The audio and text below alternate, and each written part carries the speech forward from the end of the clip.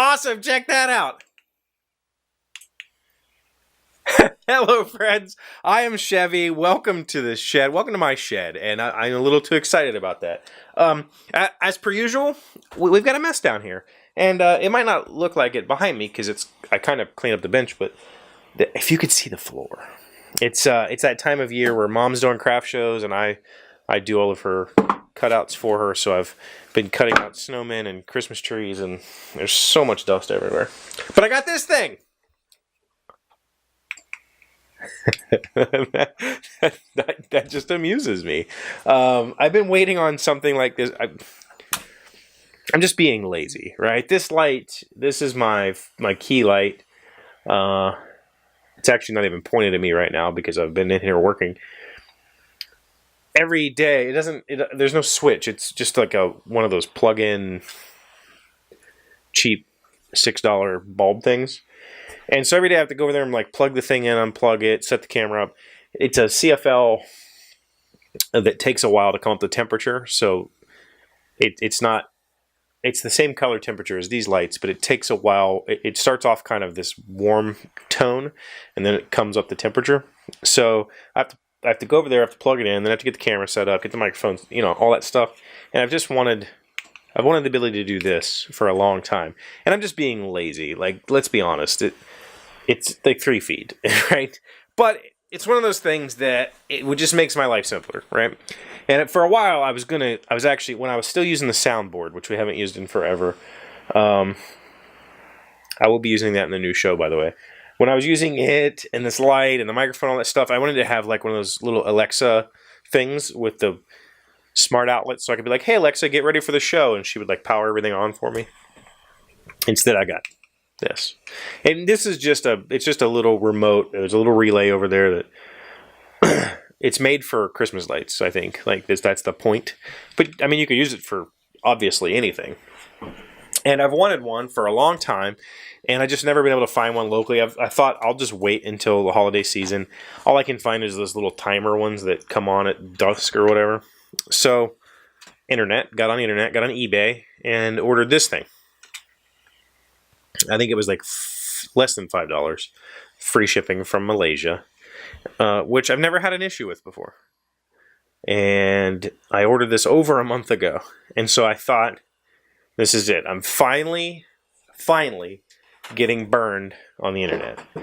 I mean, I've been a proud citizen of the internet since before there was an internet. I used bulletin boards back in the late 80s, AOL, Prodigy, CompuServe before the internet became a thing, and then the internet. I've been a member of eBay since 1997. So I've ordered probably thousands of things off the internet. And I don't think I'm exaggerating there. And I've never once gotten burned. I've won hundreds of eBay transactions, never once gotten burned. Here we are 20 years later. I've been buying stuff on the internet, never gotten burned. So, ordered this a month ago. It did say that it would take a while, but normally if I order from like China or whatever, it says it takes a month. It usually only takes like a week or two. This has been over a month, like 5 weeks, and it just showed up this weekend. And of course, it didn't have batteries, so it takes like a 23A, a little fancy special 12-volt battery that, of course, nobody has in their house. So I had to wait to go get that. So this is the first time I'm going to play with it. And I'm curious, have you ever been burned on the internet? Have you ever bought anything and not received it? Or have you ever bought anything and received something completely different from what you ordered? Because I know that happens. It's just never happened to me. And maybe I'm just extremely lucky. I've never once gotten burned on anything. I've never received something that I didn't order. I've never, Actually, that's not true. One time I got the wrong thing from Harbor Freight. They told me to keep it and sent me the correct thing. I think I even phoned that order in, so that doesn't count. That wasn't an internet order. but I've never been burned. And that's cool. I think that says something about our global economy, right? Because let's be honest, I could have like paid $7 for this and got it from a U.S. distributor and got it quicker. But that's, $2.50 more than I wanted to spend. So I went the super cheap route. I've done that with hundreds of things. I've ordered lots off of really sketchy Chinese websites. I used to, way back in the day, I used to drink a lot of absinthe, and I would order it from these guys that were like, wire me $100 and I'll send you a bottle. And there was no consumer protection, and I've never gotten burned. I've done stuff like that forever and never gotten burned. And I think that's, we often look for the worst in humanity, and we expect the best. And I don't know. I've never been wronged when ordering something. That's special. So I want to hear your stories. I'm sure some of you have stories about getting burned on the internet. Please put those in the comments down below. I'd love to read your stories. And if you don't mind, I'd like to share them with other people. So maybe we'll do a follow-up on this, on your stories. But thank you for being here, as always. I really appreciate you. It's busy night. I'm going to go work.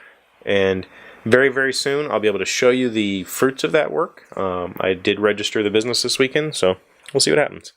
I'll see you tomorrow. Hey, Doc, wait! I want to ask you something. Today's random fact, funwithwords.com. Which is the longest word in English? I've pronounced this once before. Here we go.